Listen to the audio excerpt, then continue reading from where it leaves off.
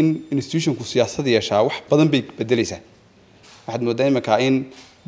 waxyaabaha ugu badan ee la sheegay inaga khaldan ay institutionada gudaha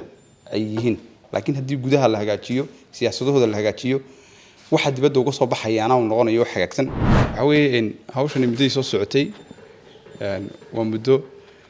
ay ka soo shaqeynayeen ururka suxuufta Soomaaliland iyo sidoo kale hay'adda hawshan inagala shaqeynaysay waana mid lagu dhisayay ama siyaasadaha HR-ka iyo financial-ka la xiriira warbaahinta oo inta badan korgal badan oo ururka suxuufta Soomaaliland iyo ay sameeyeen hay'addan ay ka wada shaqeynayeen la ogaaday in meelaha ugu muhiimsan ay tahay in laga dhiso saddex telefishin ama saddex institution ayaa wajiga koobaad la gartay in bal horto iyaga lagu siyaasadahan laga dhiso imika si way soo dhameystirantay waa saddexda telefishin ama saddexda institution muhiimadu waxa weeyaan sida ay ugu shaqeeyaan in aanay noqon buugaag xarumaha la dhigo oo iska yaala laakiin inay noqdaan qaar wax ka bedela oo rajaynayna oo ay ku shaqeeyaan si xarumaha institutionada ay wax badan isaga bedelaan xagga gudahooda xagga siyaasadooda xagga qorshayaashooda gudaha inta badan waxaad moodaa in ay warbaahinta inteeda badan ku shaqeyso wax iska doonisa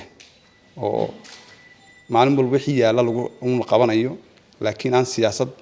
si toos loo raacaya ay inta badan yar tahay waxaan rajaynaynaa in ay wax badan ka bedeli doonto arrintani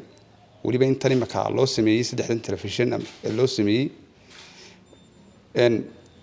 anigoo institution-ka aan ka tirsanay dhinaca kalena aan ahay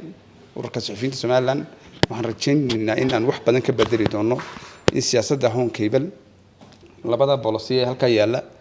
inaan bal ku shaqeyn doono anagu maadaama dhinacii kalena labada dhinac aan isku tirinayno bal in anagu horto qolada ugu horeysay wax ka bedesha arrintaas ku shaqeysaan noqono taasina in institution-ku siyaasadda yeeshaa wax badan bay bedelaysaa waxaad moodaa imika in waxyaabaha ugu badan ee la sheegay inaga khaldan ay institutionada gudaha ay yihiin laakiin haddii gudaha la hagaajiyo siyaasadahooda la hagaajiyo waxa dibadda uga soo baxayana uu noqonayo xagaagsan